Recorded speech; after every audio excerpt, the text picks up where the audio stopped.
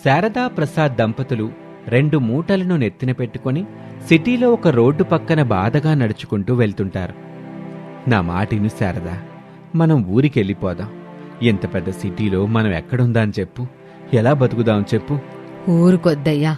ఊర్లో ఉన్న పెద్ద కొడుకు రమేషు, పెద్ద కోళ్ళ అనామిక వ్యవసాయ కూలీలుగా చేసుకుంటూ రేషన్ బియ్యం తింటూ ఉన్నంతలో జీవిస్తున్నారు. ఇప్పుడు మనం వెళితే వాళ్ళకి భారం అవుతాం. నేనెందుకు చెప్తున్నానో అర్థం చేసుకోండి. మనం భారమని చదువుకున్న చిన్న కోడలు భావన అనుకుంది. కాని ఏ చదువు లేని మన పెద్ద కోడలట్ట అనుకోదు శారదా. మనల్ని చూసి చాలా సంతోషపడుద్ది. వాళ్ళు తినే అన్నంలో నుంచి ముందుగా మనకు పెట్టుద్ది. మిగిలితేనే మన కోడలు తినుద్ది. అందుకే నేను వద్దని చెప్తున్నా. అనామిక మనసు ఎట్టాంటిదో మీకంటే నాకే బాగా తెలుసు.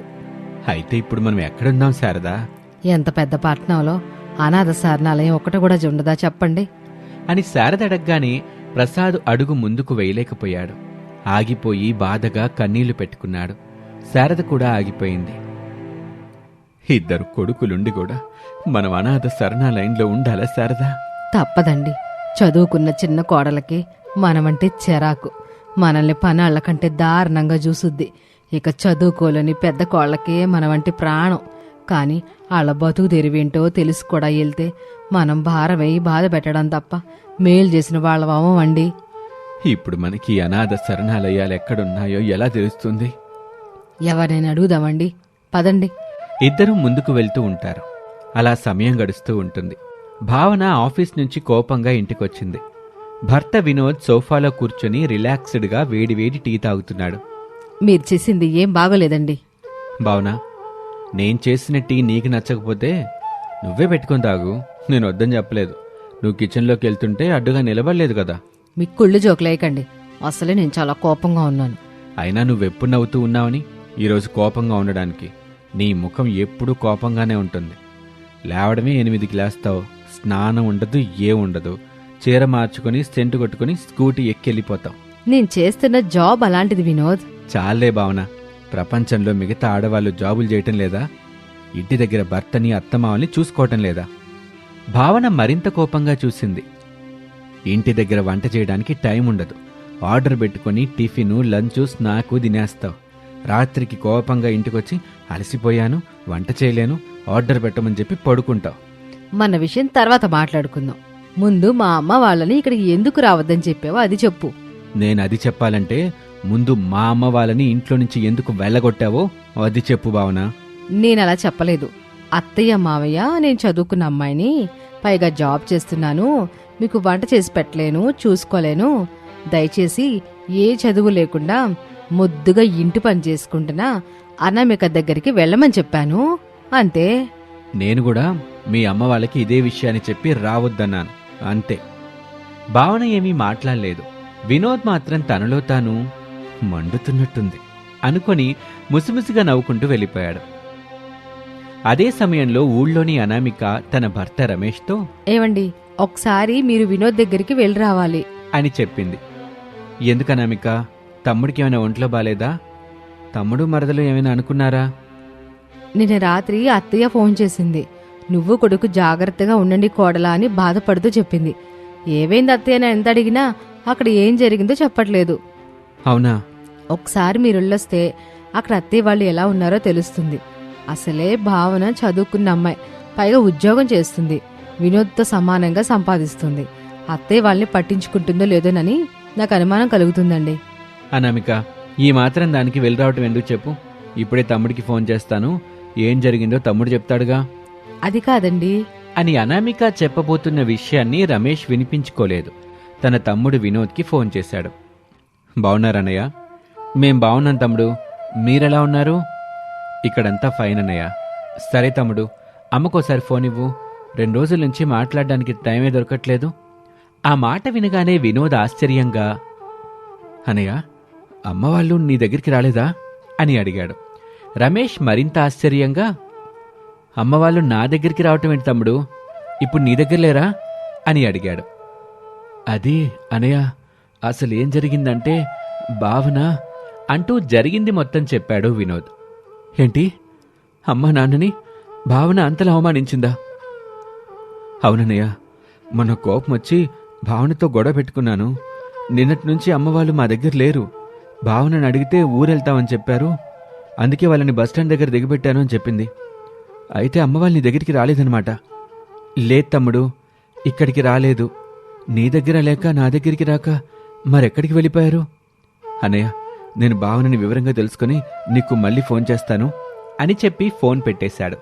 రమేష్ బాధగా కన్నీళ్లు పెట్టుకున్నాడు. ఏమైందండి? ఎందుకు కన్నీళ్ళు పెట్టుకుంటున్నారు?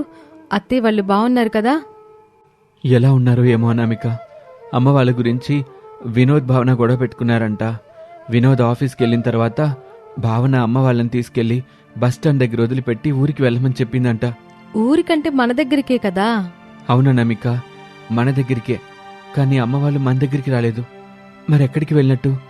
ఎవరి దగ్గర ఉన్నట్టు? భావన బస్టాండ్ దగ్గర వదిలిపెడితే మన ఇంటికి రావటానికి ఎందుకు వాళ్ళు ఆలోచించినట్టు? నాకేం అర్థం కావట్లేదు అనామిక. ఇందులో అర్థం కాకపోవడానికి ఏముంది చెప్పండి. ఈ పేద కొడుకు పేద కోడలి ఇంటికొచ్చి ఎందుకు బాధ పెట్టాలని అనుకుని ఉంటారు. ఇప్పుడు అమ్మ వాళ్ళని ఎక్కడని వెతుకుదాం అనామిక? అనామిక నుంచి ఎలాంటి సమాధానం రాలేదు. వినోద్ భావనని గట్టిగా కోపంతో అడుగుతున్నాడు. చెప్పు భావన, మా అమ్మ వాళ్ళని ఎక్కడికి తీసుకెళ్లి వదిలిపెట్టావు? నేను బస్టాండ్ దగ్గరే వదిలిపెట్టాను వినోద్. ఎందుకు? ఏమైంది? అత్తయ్య వాళ్ళు ఊరికి వెళ్ళలేదా? వెళ్ళలేదు. ఎక్కడికి వెళ్లారో తెలీదు, ఎలా ఉన్నారో తెలీదు. మా అమ్మ వాళ్ళకి ఏమైనా కావాలి, అప్పుడు చూడు అని వినోద్ కోపంగా కారేసుకుని వెళ్ళిపోయాడు. ఊరి నుంచి అనామిక, రమేష్ బస్సులో బయలుదేరారు. ఆ రోజు రాత్రి వినోద్ ఇంట్లో వినోద్, రమేష్ బాధగా హాల్లో కూర్చున్నారు. అనామిక, భావన నిలబడి ఉన్నారు. చెల్లి, అత్తయ్య వాళ్ళని నీకు చూసుకోవడం ఇష్టం లేకపోతే నాకు ఫోన్ చేసి చెప్పుంటే నేనొచ్చి వాళ్ళని తీసుకెళ్ళిపోయేదాన్ని కదా. ఇప్పుడు మనకి బాధ ఉండేది కాదు కదా. అయ్యో అక్క, నేనేం కావాలని చేయలేదు. నేను నీలాగా చదువులేని దాన్ని కాదు కదా. ఇంటి పని, కూలి పని చేసుకుంటూ ఉండడానికి కంప్యూటర్ చదివాను, సాఫ్ట్వేర్ జాబ్ చేస్తున్నాను. చాలే చెల్లి, సంస్కారం లేని చదువు కూడా ఒక చదువేనా? అత్తయ్య వాళ్ల పట్ల బాధ్యత లేని బతుకు ఒక బతికేనా? నువ్వు చేసిన ఘనకార్యం వల్ల ఇప్పుడు మనకి అత్తయ్య మావయ్య లేరు. ఎక్కడికి వెళ్లారో తెలియట్లేదు. అసలు ఎక్కడున్నారో కూడా తెలియదు. ఇప్పుడు కన్నీళ్లు పెట్టుకుంటున్నా ఆ అన్నదమ్ములకి ఏం సమాధానం చెప్తావు? భావన నోటి నుంచి ఎలాంటి మాట రాలేదు. అలా సమయం గడుస్తూ ఉంటుంది. 1 గంట తర్వాత రమేష్ ఫోన్ మోగింది. చూశాడు. కొత్త నెంబర్, తెలియని నెంబర్. రిసీవ్ చేసుకున్నాడు. హలో, ఎవరు? అనాథ శరణాలయంలో ఉన్న శారద మాట్లాడుతుంది. బాబు రమేష్ అని శారద అనగానే రమేష్ తన తల్లి గొంతు గుర్తుపట్టాడు. అమ్మా, ఎక్కడున్నారు? ఎలా ఉన్నారు? అని స్పీకర్ ఫోన్ని ఆన్ చేశాడు. వినోద్, భావన, అనామిక అందరూ ఆసక్తిగా శారద మాటలు వింటున్నారు. అమ్మా, నువ్వు నాన్న ఎలా ఉన్నారు? ఎక్కడున్నారు? మేమెక్కడున్నా ఎలా ఉన్నా బాగానే ఉన్నాంలే బాబు. మీరందరూ మంచిగా ఉండండి. మా గురించి మీరు ఆలోచించకండి. అమ్మా, ముందు మీరెక్కడున్నారో చెప్పండి. మా గురించి ఆలోచించొద్దు బాబు, మేమిద్దరం బాగున్నాం అని చెప్పి శారద ఫోన్ పెట్టేసింది. రమేష్ తిరిగి ఫోన్ చేశాడు. కానీ ఆ ఫోన్ కలవటం లేదు. అందరూ బాధగా కూర్చున్నారు. అలా వారం రోజులు గడిచిన తర్వాత రమేష్, వినోదులు శారద వాళ్ళు అనాథ శరణాలయంలో ఉన్నారని తెలుసుకొని వాళ్ళ దగ్గరికొచ్చారు. నన్ను మన్నించండి అత్తయ్య. లేదులే కోళ్ళ, తప్పెవరిదే కాదిక్కడ. కాలాంది, దానిని మనం అర్థం చేసుకుంటూ ముందుకు నడవాలి అంతే. పని ఒత్తిడి వల్ల భావన మిమ్మల్ని దూరం చేసుకుంది. కానీ నేను మిమ్మల్ని ఏం అనలేదు కదా అత్తయ్య. మా దగ్గరికి రాకుండా ఈ అనాథాశ్రమానికి ఎందుకొచ్చినట్టు? ఊళ్ళో పనులు సరిగ్గా లేక మీరు బతకటమే కష్టంగా ఉంది కదమ్మా కోళ్ళ. ఇంక మేమొస్తే మీకు ఇబ్బంది కాదా? గంజినీళ్ళు తాగుదాం మావయ్య, ఉన్నంతలో అందరూ సర్దుకుందాం అని శారదా ప్రసాదులతో మాట్లాడి వాళ్ళని అక్కడి నుంచి ఊరికి తీసుకెళ్లి ఉన్నంతలో సంతోషంగా చూసుకుంటూ ఉంటుంది అనామిక. ఆ తర్వాత భావనలో కూడా పశ్చాత్తాపం కలిగింది. ఇది వాల్టి కథ. మరొక ఆసక్తికర కథలో మళ్ళీ కలుద్దాం. అంతవరకు సెలవు. నమస్తే.